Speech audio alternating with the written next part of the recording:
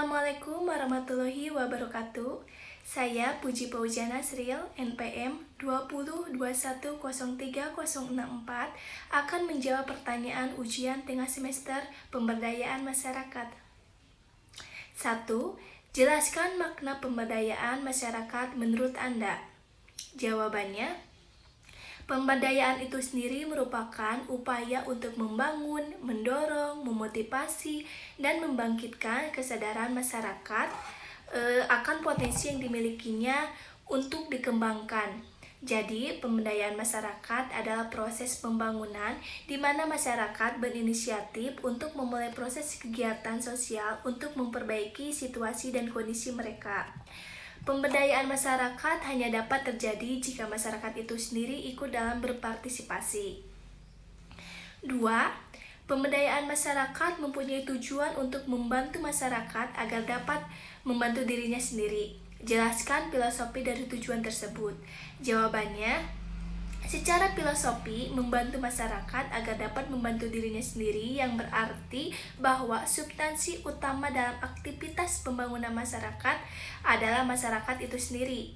Karena proses pemberdayaan masyarakat hanya bisa terjadi apabila masyarakat itu sendiri ikut dalam berpartisipasi. Suatu usaha bisa berhasil dan dinilai sebagai pemberdayaan masyarakat apabila masyarakat tersebut menjadi agen pembangunan atau sebagai subjek. Subjek di sini merupakan motor penggerak, bukan hanya sebagai penerima manfaat atau objek saja. Tujuan dari pemberdayaan masyarakat sendiri adalah membantu masyarakat agar berdaya dan mampu untuk mensejahterakan kehidupannya sendiri, memberikan bekal kemampuan atau lebih membantu untuk mengembangkan potensi yang dimilikinya. 3. Sebutkan sikap apa saja yang harus dimiliki oleh fasilitator pemberdayaan masyarakat. Jelaskan. Jawabannya, sikap yang harus dimiliki oleh fasilitator dalam pemberdayaan yaitu 1.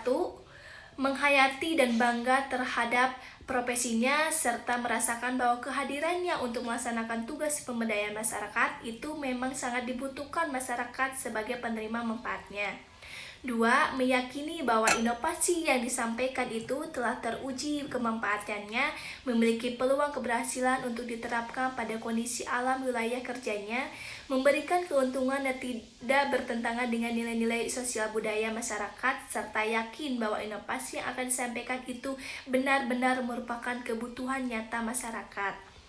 3. Menyukai dan mencintai masyarakat penerima manfaatnya dalam arti selalu siap memberikan bantuan dan atau melaksanakan kegiatan-kegiatan demi berlangsungnya perubahan usaha tani maupun perubahan kehidupan masyarakat penerima manfaatnya.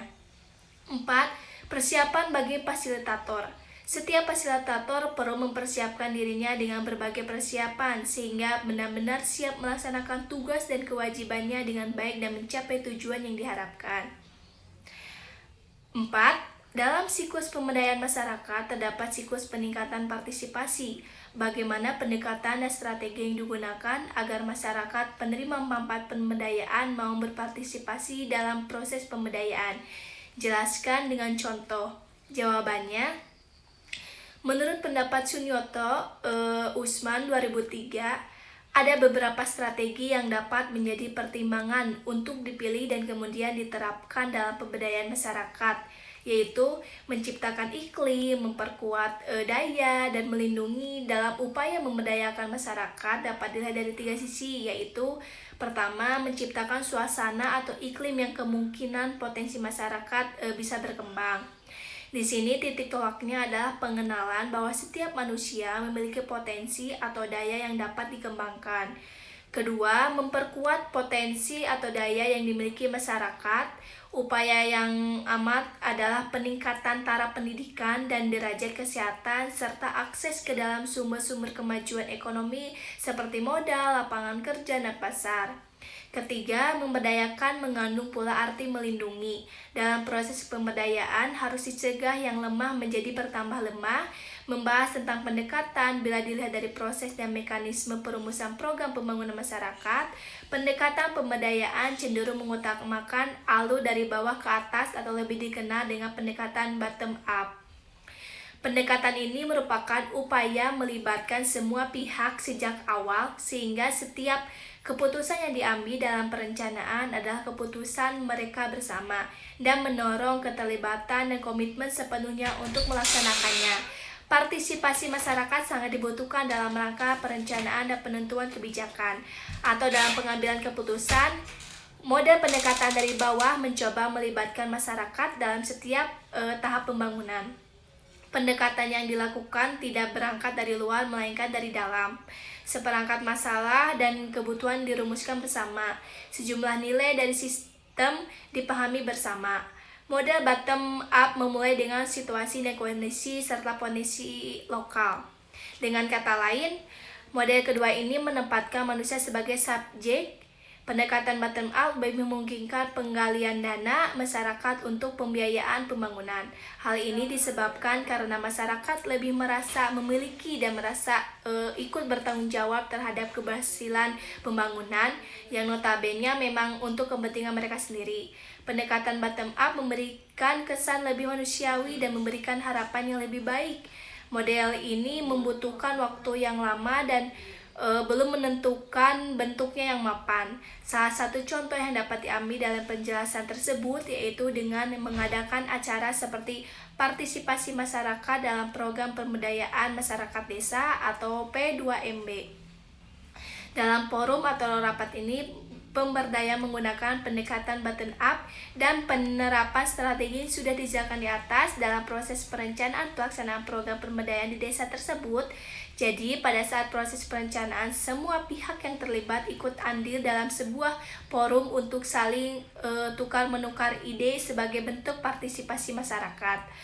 Program pengembangan pemberdayaan masyarakat desa P2MD ini bertujuan untuk meningkatkan partisipasi, peran serta dan keterlibatan masyarakat dalam pengambilan keputusan dan proses perencanaan, pelaksanaan, pengendalian, serta pemeliharaan dan pelestarian hasil-hasil pembangunan yang telah dilaksanakan.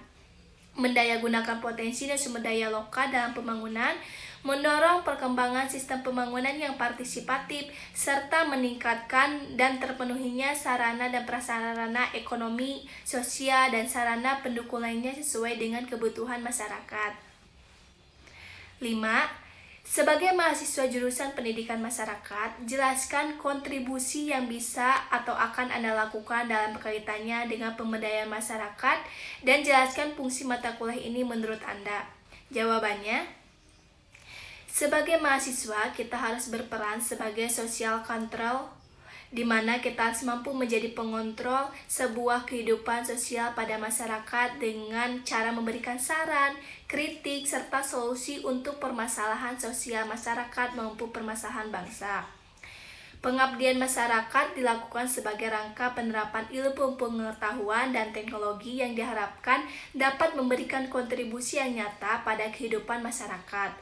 Pemberdayaan masyarakat merupakan salah satu contoh dari pengabdian mahasiswa terhadap masyarakat. Negara kita merupakan negara berkembang yang sumber daya manusianya sangat melimpah, maka pemberdayaan sumber daya manusianya menjadi permasalahan yang utama. Sebagai mahasiswa, upaya pemberdayaan pada masyarakat harus berfokus pada pengembangan kemampuan dan potensi sumber daya yang ada di masyarakat. Pengembangan potensi ini harus dilakukan utamanya pada masyarakat dengan usia produktif. Mata kuliah pemberdayaan masyarakat dirasa sangat penting karena berhubungan dengan interaksi masyarakat dan sesuai dengan jurusan pendidikan masyarakat, di mana pada pendidikan ini kita sebagai mahasiswa wajib memiliki kualitas grassroots understanding tanpa memandang latar belakang bidang studi yang digeluti, sehingga kita akan lebih peka dengan problematika yang terjadi di dalam lingkungan sekitar. Peningkatan kepekaan ini juga dapat dipastikan diikuti dengan peningkatan kemampuan problem solving kita sebagai mahasiswa. Sekian jawaban dari saya. Wassalamualaikum warahmatullahi wabarakatuh.